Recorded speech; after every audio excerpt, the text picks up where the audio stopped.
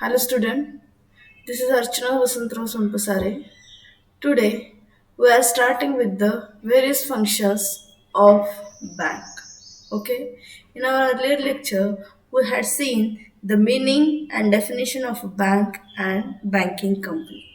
Okay, now we are going to see the various functions of the bank. Okay, so the functions of the bank is primarily categorized under two heads, that is the primary function and secondary function. Okay, then it again going to be classified this primary function in accepting deposits and second is the granting advances. Okay, then secondary function, it is further going to be divided into two parts, that is agency functions and utility functions. Okay, so under the primary function, first is the accepting deposit. There are various kinds of a deposit that we are going to study. So, the primary function of a banks are also known as the banking functions. So, primary function of the bank, that is the accepting deposit and granting advances. This is the main function of a bank or a primary function of a bank. Normally, we all know this accepting deposit and granting advances. It is the compulsory or it is a routine work of any bank. Okay, so the first is accepting deposit. There are different types of accounts. Okay, and the bank collect deposits from the public. These deposits are going to be differentiated in various type, like saving deposit, fixed deposit, current deposit and recurring deposits. Okay, so first type of a deposit is a saving deposit. This type of a deposit encourage savings habit among the public.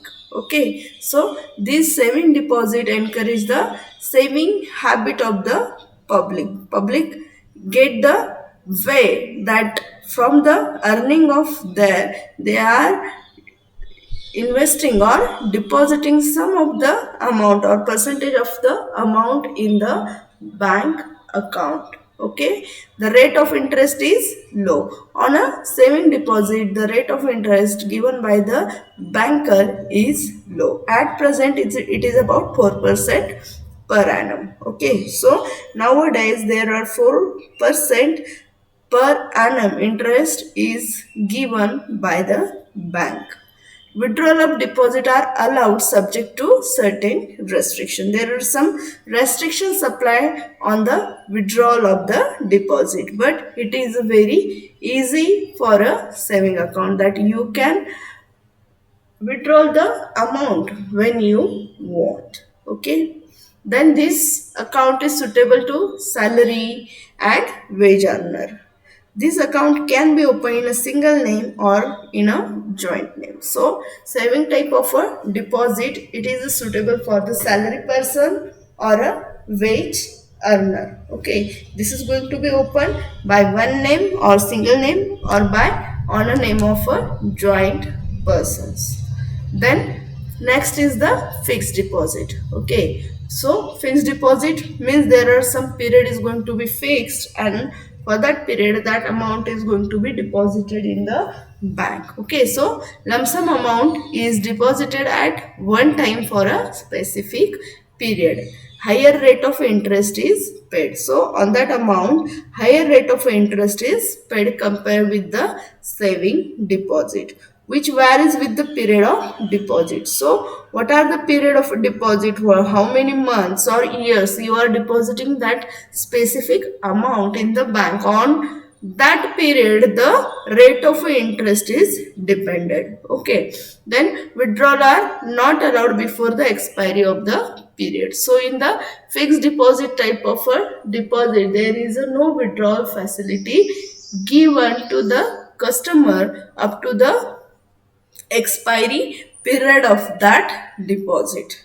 Okay, then those who have a surplus fund go for fixed deposit. So if there is a surplus fund, that person must have to go with the fixed deposit because the rate of interest is higher than any other deposit. Okay, then third type of a deposit is a current deposit. So this type of account is operated by businessman. Okay, so current account is operated by the businessman because there is a daily transaction is carried out on that type of a account. Withdrawal are freely allowed. So whatever the withdrawal, that is a freely allowed for the businessman. No interest is paid. So current deposit, there no interest is going to be paid on whatever the amount you are depositing in that type of a account. In fact, there are service charges. The account holder cannot can get the benefit of overdraft facility. So whoever the account holder, they get the facility of overdraft. Okay, then next and last is the recurring deposit. Okay, so this type of account is operated by the salaried person and PT traders. A certain sum of money is periodically deposited in the bank. So in a bank, certain amount or sum of money is deposited into a bank. Okay, and salaried person or PT traders, they are liable or can open the recurring type of account in the bank. Withdrawal are permitted only after the expiry of certain period. A higher rate of interest is paid. So for a recurring deposit, there is the withdrawal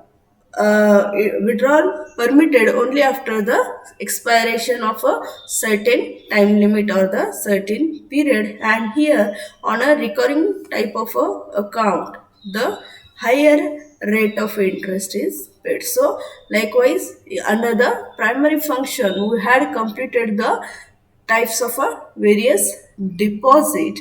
Okay, so today we are going to stop here.